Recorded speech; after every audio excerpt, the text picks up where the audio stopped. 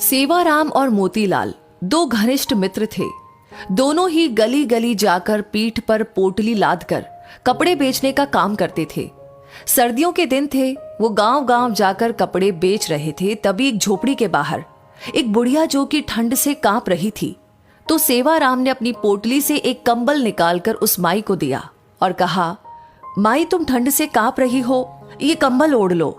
बूढ़ी माई कंबल लेकर बहुत खुश हुई और जल्दी जल्दी से उसने कंबल से अपने आप को ढक लिया और सेवाराम को खूब सारा आशीर्वाद दिया।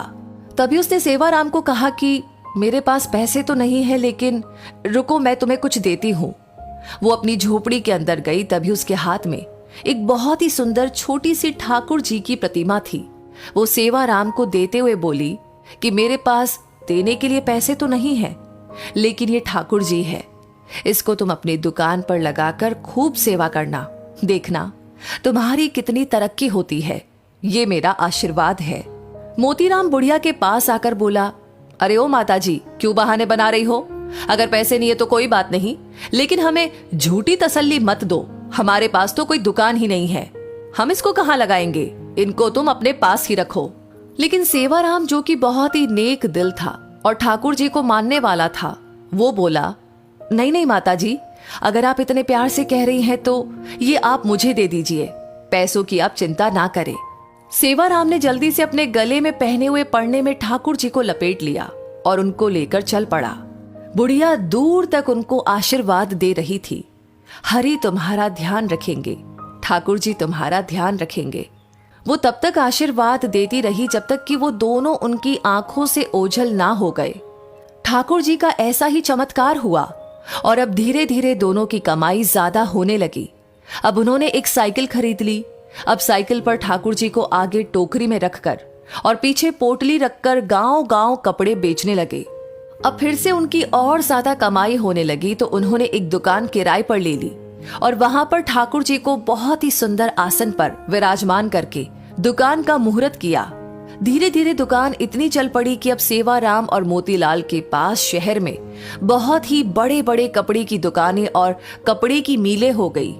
एक दिन मोतीलाल ने सेवाराम से कहा कि देखो, आज हमारे पास सब कुछ है, ये हम दोनों की मेहनत का नतीजा है। लेकिन सेवाराम बोला कि नहीं नहीं, हम दोनों की मेहनत के साथ साथ ये हमारे ठाकुर जी, हमारे हरि की कृपा भी है। मोतीलाल बात को अनसुनी करके वापस अपने काम में लग गया। एक दिन सेवाराम की सेहत थोड़ी ढीली थी, इसलिए वो दुकान पर थोड़ी देरी से आया। मोतीलाल बोला, अरे दोस्त, आज तुम देरी से आए हो, तुम्हारे बिना तो मेरा एक पल का गुजारा नहीं, तुम मेरा साथ कभी ना छोड़ना। सेवाराम हंसकर बोला, अरे मोतीलाल, चिंता क्यों करते हो, मैं नहीं आऊंगा तो हमारे ठाकुर जी तो है ही। ये कहकर सेवाराम अपने काम में लग गया। पहले दोनों का घर दुकान के पास ही होता था, लेकिन अब दोनों ने अपना घर दुकान से काफी दूर ले लिया। अब दोनों ही महल नुमा घर में रहने लगे। दोनों ने अपने बच्चों को खूब पढ़ाया लिखाया। सेवाराम के 2 लड़के थे, दोनों की शादी कर दी थी और मोतीलाल के एक लड़का और एक लड़की थी। मोतीलाल ने अभी एक लड़की की शादी की थी और अभी उसे अपनी लड़की की शादी भी करनी थी। सेहत ढीली होने के कारण सेवाराम अब दुकान पर थोड़े विलंब से आने लगा। तो एक दिन वो मोतीलाल से बोला, अब मेरी सेहत ठीक नहीं रहती, क्या मैं थोड़ा विलंब से आ सकता हूँ?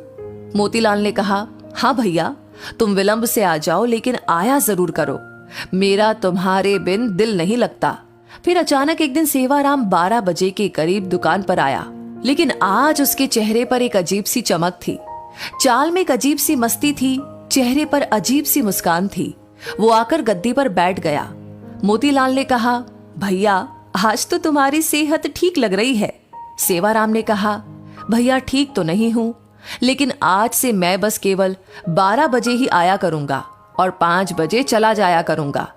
मैं तो केवल इतना ही दुकान पर बैठ सकता हूं। मोतीलाल ने कहा, कोई बात नहीं, जैसी तुम्हारी इच्छा। अब तो सेवाराम रोज 12 बजे आता और 5 बजे चला जाता, लेकिन उसकी शक्ल देखकर ऐसा नहीं लगता था कि वो कभी बीमार भी है।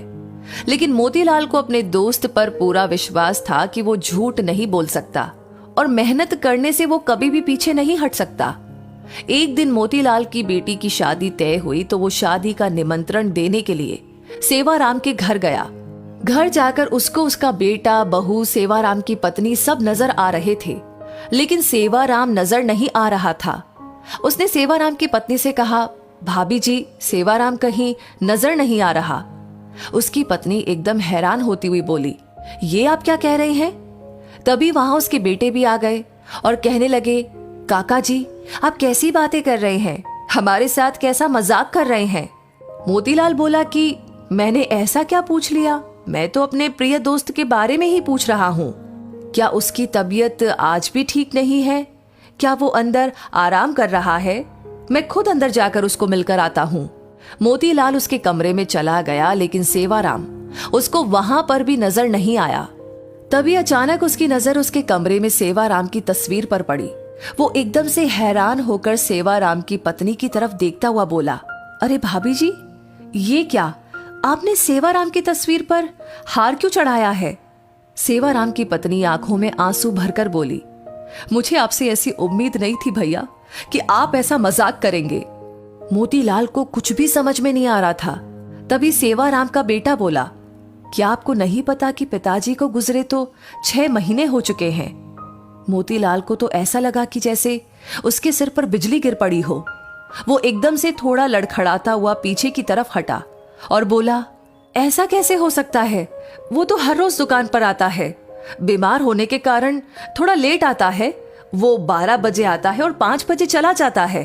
उसकी पत्नी बोली, ऐसा कैसे हो सकता है कि आपको पता ना हो? आप ही तो हर महीने उनके हिस्से के मुनाफे के पैसे हमारे घर देने आते हैं। 6 महीनों से तो आप हमें दुगना मुनाफा देकर जा रहे हैं। मोतीलाल का तो अब सर चकरा गया। उसने कहा, मैं तो कभी आया ही नहीं। 6 महीने हो गए, ये क्या मामला है? तभी उसको सेवाराम की कही बात याद आई, मैं नहीं रहूंगा तो मेरे हरि है ना, मेरे ठाकुर जी है ना, वो आएंगे।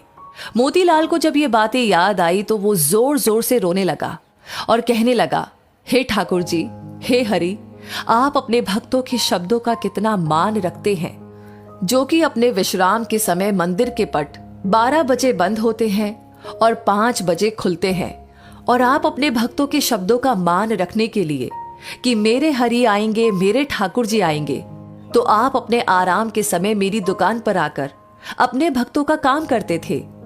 इतना कहकर वो फूट फूट कर रोने लगा और कहने लगा, ठाकुर जी, आपकी लीला अपरंपार है। मैं ही सारी जिंदगी नोट गिनने में लगा रहा। असली भक्त तो सेवाराम था, जो आपका प्रिय था।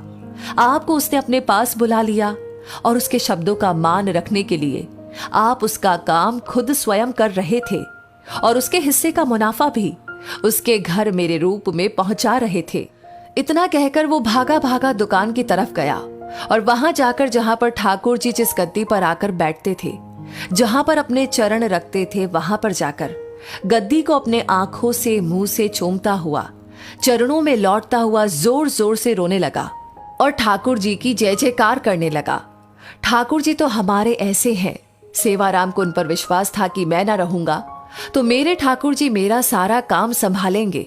विश्वास से तो बेड़ा पार है, इसीलिए हमें हर काम उन पर विश्वास रखकर अपनी डोरी उन पर छोड़ देनी चाहिए। जिनको उन पर पूर्ण विश्वास है, वो उनकी डोरी कभी भी नहीं अपने हाथ से छूटने देते। राधे राधे। तो दोस्तों, इस कहानी से आपको क्या सीख मिलती है? इस कहानी के बारे में आप क्या कहना चाहते हैं, बताना चाहते हैं, कमेंट सेक्शन में लिख करके हमें जरूर बताएं। लाइक ऑलरेडी आपने इस वीडियो को कर दिया है तो प्लीज इसे बाकी लोगों के साथ शेयर करना बिल्कुल ना भूलें, क्योंकि ये मोटिवेशन, ये इंस्पिरेशन हमारे साथ साथ सबको मिलनी चाहिए। और कहते हैं कि जितनी अच्छी बातें शेयर की जाए उतनी ही अच्छी बातें हमारे साथ होती रहती है।